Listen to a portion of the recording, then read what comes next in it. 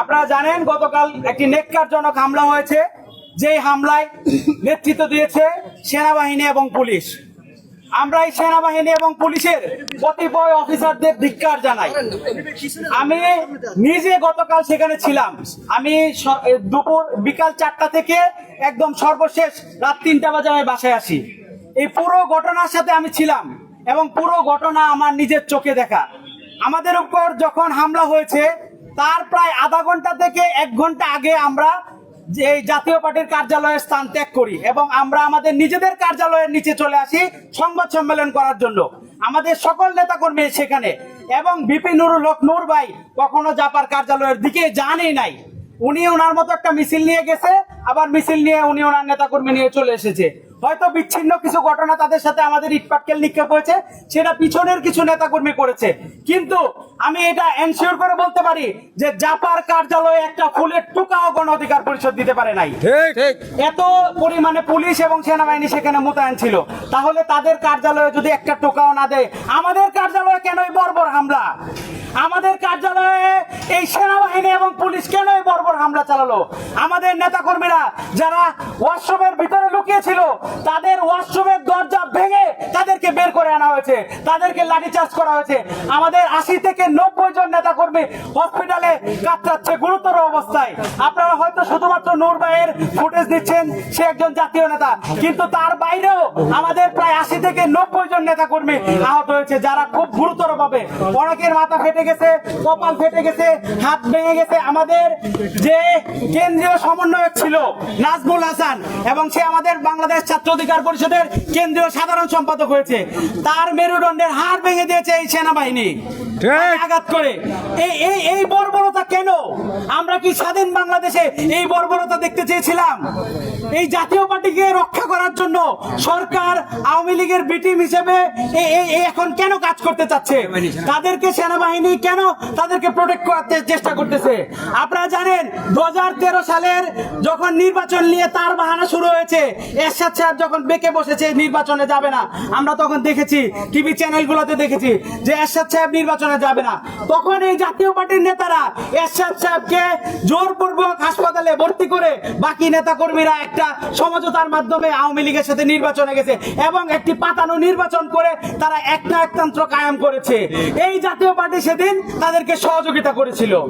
তাহলে আজকে এই জাতীয় পার্টি যারা স্বৈরাচারের দোসর, তাহলে স্বৈরাচারের দোসর তো স্বৈরাচারই হয়, তাদেরকে কেন এত নিরাপত্তা? আজকে আপনারা এখানে দেখেন ভাই ও বন্ধুগণ, আমাদের কতজন সদস্য এখানে আছে? আমাদের থেকে অন্তত পক্ষে 10 গুণ পুলিশ এখানে মোতায়েন করা হয়েছে। কেন? এই পুলিশ বাহিনীকে আমাদেরকে চিনে না? কিসের এত ভয় তাদেরকে? তারা আমাদের চিনে না? আমরা এখানে উত্তরায় নেতৃত্ব দিয়েছি জুলাই আন্দোলনে, আমরা গত 1 বছর ধরে মাঠে আছি, তারা জানে না আমরা কেমন? তাহলে তারা আমাদের পেটানোর জন্য এত পুলিশ বাহিনী কেন নিয়ে আসছে?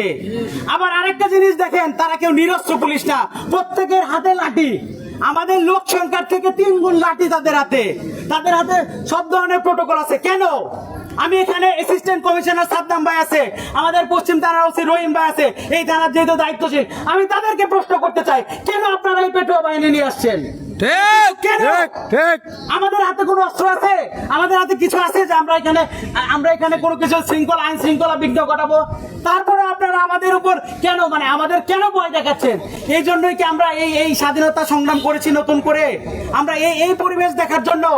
এর থেকে আওয়ামী লীগের আমলেও যখন আমরা মিছিল মিটিং করেছি এত নাই। আমাদের কার্যালয়ে আজ পর্যন্ত আওয়ামী লীগ সরকারেরও কেউ হামলা করার সাহস পায় নাই, যেখানে সেনাবাহিনী ঢুকে আমাদের কার্যালয় তছনছ করেছে। এই বর্বরতা আমি বলতে চাই, এই সেনাবাহিনীকে ধিক্কার জানাই এবং বলতে চাই আপনারা আপনাদের ব্যারাকে ফিরে যান। আপনারা যদি আমাদের নিরাপত্তা দেওয়ার নাম করে আমাদের উপর হামলা চালান, আপনাদের আমাদের দরকার নাই। আমরা নিরাপত্তা দেইনি যখন স্বাধীন 5 তারিখের পরে, আমরা অনেকদিন নিরাপত্তা দেইনি, সড়কের নিরাপত্তা দেইনি, সবকিছু আমরা দিতে পেরেছি। তাহলে আপনারা কেন আমাদের উপর হামলা চালাবেন? আমি এর সুষ্ঠু তদন্ত প্রধান উপদেষ্টার কাছে দাবি জানাই। সুষ্ঠু তদন্ত করে যারা এর সাথে জড়িত, এবং একজনের নাম এসেছে, উনি হচ্ছে সেনা প্রধানের নিরাপত্তা বিষয়ক পদে আছে, ওনার নাম হচ্ছে শামস। উনি এটার সম্পূর্ণ অর্ডার দিয়েছে, যেটা আমাদের গণ অধিকার পরিষদের নেতা কর্মী বলতেছে এবং বিপিনুর ভাই নিজেও বলেছে। সে একদম ফোনে থ্রেট দিয়েছে যে আপনারা যদি লোকজন নিয়ে এরকম করেন, জাতীয় পার্টির বিরুদ্ধে আপনাদের অবস্থান সক্রিয় থাকে, তাহলে আমরা আমাদের ব্যবস্থা নিব, কড়া ব্যবস্থা নিব। এরপরে আমাদের উপরে হামলা আসে। আসসালামু আলাইকুম প্রিয় সংবাদকর্মী ভাইয়েরা, গতকালকে যে হামলাটা হয়েছে সেটা বিপিনুর ভাইয়ের উপর হয় নাই, সেটা একজন জুলাই যোদ্ধার উপর হয়েছে। সো আমরা সেই স্বার্থে আমরা সকল জুলাই যোদ্ধার উপরে এই আঘাত এনেছে এই ইন্টারিম সরকার, ইন্টারিমের আইন উপদেষ্টা আসিফ নজরুল নির্লজ্জভাবে তার ফেসবুকে স্ট্যাটাস দিতে তীব্র নিন্দা ও প্রতিবাদ জানাই। আমি আপনার সে তীব্র নিন্দা ও প্রতিবাদের ঘৃণ্যতম প্রতিবাদ জানাচ্ছি। আপনার ন্যূনতম লজ্জা থাকা উচিত। আপনি যদি না পারেন আমাদের রক্তের উপর দাঁড়িয়ে যে গতিতে আপনি বসে কোনো কাজ করতে পারতেছেন না, ফাংশন করতে পারতেছেন না, আমরা হুঁশিয়ার করে বলতে চাই, আমরা ছাত্র জনতা আমরা একবার গুলি খেয়েছি, আমাদের মরার ভয় নাই। আর যারা বলেন পেট্রো বাহিনী বলেন, সেনাবাহিনী বলেন, আমাদেরকে হুঙ্কার দিয়ে দিয়ে বলে চুটকি লাল করে দেওয়া হবে, আমরা কিন্তু ভয় পাই না। আপনারা মাঠে আছেন, আমরা মাঠে থাকবো, আমরা মরে যাব, তবুও এই বাংলাদেশকে স্বৈরাচার মুক্ত করে ছাড়বো। এদেরকে আমরা কখনো এই বাংলাদেশের মাটিতে উজ্জীবিত হতে দিব না। যতদিন আমাদের রক্ত আছে আমরা এই দেশের মানুষকে আওয়ামী লীগ মুক্ত করে ছাড়বো ইনশাআল্লাহ।